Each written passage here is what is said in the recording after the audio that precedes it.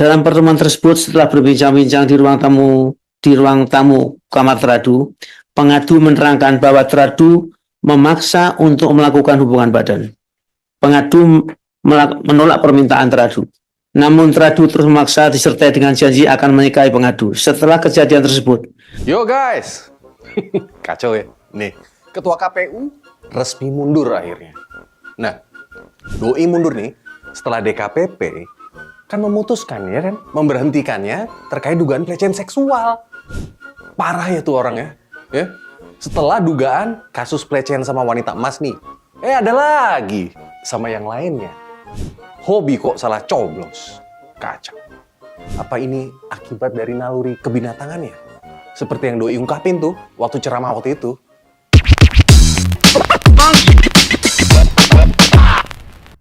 Kacau bos. Kasus ini berawal dari laporan seseorang anggota nih, PPLN di Den Haag, Belanda. Ini berinisial, nih gue sebut CAT aja ya. Kan CAT, oke? Nih, dia mengungkapkan bahwa si Hasim nih telah melakukan pelecehan seksual terhadapnya.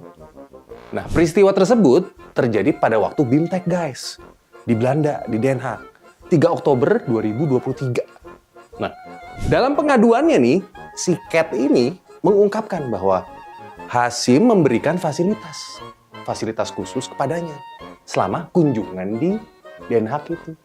Termasuk eksploitasi seksual guys ternyata. Jadi ceritanya tuh si Hasim nih ya, nginep di sebuah hotel.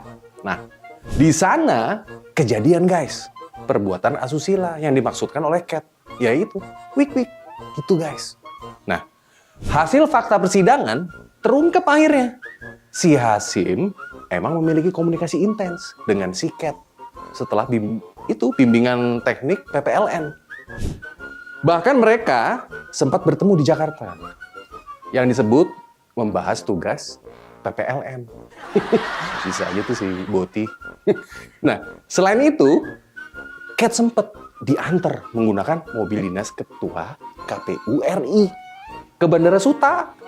Dan pulang ke Belanda menggunakan tiket yang dibiayai oleh doi itu, si Hasim. Nah, Hasim juga nyewa apartemen guys. Lihat ya, di Oakwood Suite Kuningan. Untuk si Cat itu, dengan biaya kurang lebih 48 jutaan deh, 48,7 kalau nggak salah. Dan memfasilitasi tiket pesawat pulang nih, pulang pergi, Jakarta-Singapura. Terus Jakarta ke Belanda. Sebanyak 3 kali loh. Dengan total biaya mencapai 100 juta rupiah. Nah, dari sana, CAT minta Hasim tanggung jawab loh. Udah nyoblos juga loh, gitu kali ya. Atas kejadian 3 Oktober di Belanda. Nah, namun dasar emang Hasim nggak menyanggupinya guys. Singkat kata nih, doi akhirnya berdua tuh buat surat pernyataan pada Januari 2024. Antara si Boti sama si pengadu. Nah, akhirnya 4 Februari guys, ini puncaknya guys. Dari masalah ini, CAT akhirnya memutuskan mundur dari PPLN Den Haag akibat konflik pribadi itu tadi sama si Hasim. Nah, kasus ini ternyata bukan yang pertama kan bagi Hasim kan. Nah, sebelumnya doi pernah mendapatkan sanksi keras juga dari DKPP.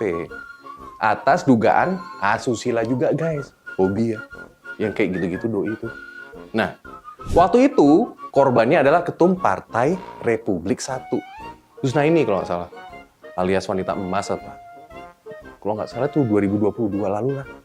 Nah, meskipun demikian nih, Hasim tetap melanjutkan jabatannya hingga akhirnya kena kasus ini guys. Mungkin Hasim agak-agak gatel ya guys. Nah, yang kocak netizen guys, emang netizen yang maha bener nih. Banyak yang menyebarkan isi khotbah yang disampaikan Hasim tuh saat sholat Idul Adha di lapangan Pancasila Semarang. Nah, pada waktu itu tuh 17 Juni lalu, di mana Pak Jokowi kan ikut juga hadir kan sebagai jemaah kan. Nah, dalam khotbah tersebut si Hasim menyerukan pentingnya moral dan etika.